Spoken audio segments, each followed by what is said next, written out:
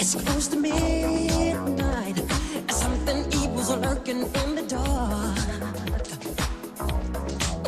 Under the moon. À 8h-9, on était en train de parier avec Thomas Hervé qui vient de nous rejoindre sur le plateau de Télématin pour vous accompagner encore une dizaine de minutes, au moins, sur le titre qu'on allait avoir de Michael Jackson. Parce que l'expo qu'il a visité pour nous en exclu, Lulu, disait-il, c'est celle qui est consacrée aujourd'hui à Paris et qui ouvre dans 2 heures. Dans 2 heures à 10 heures au Grand Paris. Palais sur Michael Jackson in the Wall. Exposition très très attendue. Alors attention, ne commettez pas l'erreur de penser que c'est une exposition avec, vous allez retrouver, je sais pas, les vêtements de Michael Jackson ou des extraits de films de Michael Jackson. C'est pas un fourre-tout, il y a un angle. Non, là c'est très précisément les artistes.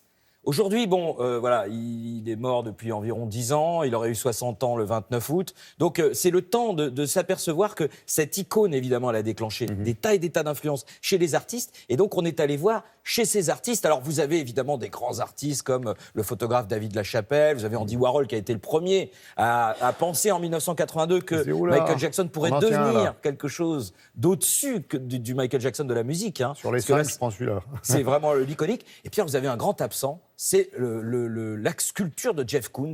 Parce que cette sculpture de Jeff Koons, vous allez voir, elle pète, hein, c'est vraiment... Attention, ça pique un peu les yeux avec son singe Bubbles. Ouais. Alors celle-là, il n'y en a que 3 dans le monde et donc malheureusement, elle n'a pas pu être prêtée, donc vous ne pourrez pas voir cette œuvre absolument extraordinaire. Mais rassurez-vous, en matière de kitsch, il y a quand même du lourd au Grand Palais. Ce matin, nous sommes au Grand Palais et direction l'exposition avec un grand E sur Michael Jackson, On the Wall.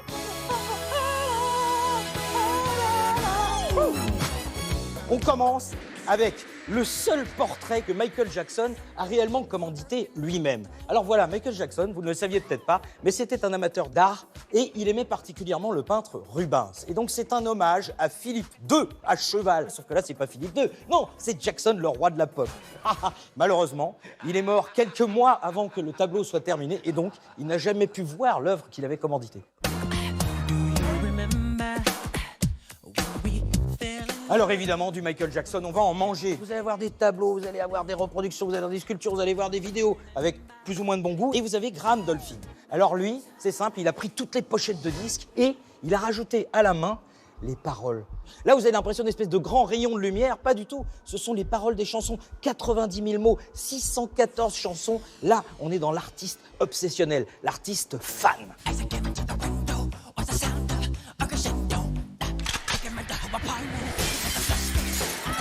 Ah bah les fans, ils sont pas oubliés. Jérôme Bell, par exemple, il a fait une vidéo avec 18 personnes en train de faire le moonwalk. C'est quoi le moonwalk? Bah, rappelez-vous, c'est la fameuse danse entre le mime Marceau et Fred Astaire qui a rendu évidemment célèbre Michael Jackson. Puis à la fin, vous avez le fameux...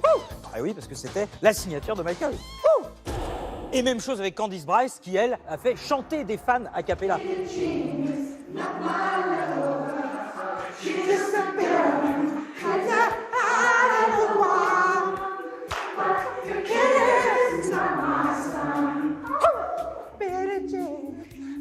Bah les gars, chantez plus.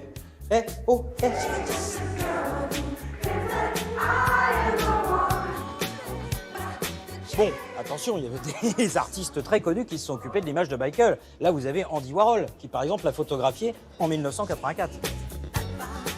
Mais alors, il n'y a que des artistes qui l'idolâtrent, qui l'iconisent, pas du tout. Vous avez Todd Gray ici, qui lui a pris le parti de prendre systématiquement des photos de Michael, mais il a remplacé le visage par des photos du Ghana. Comme pour nous rappeler un petit peu que dans artistes afro-américains, il y a aussi l'Afrique. Et pour terminer, Hank Willis Thomas. Eh ben, il s'est demandé, Hank Willis, en 1984, à quoi ressemblerait Michael Jackson vieux. Et il a fait ça.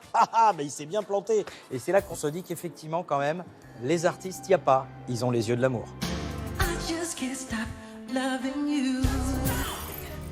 Ah, vous avez bien rigolé? Ah oui.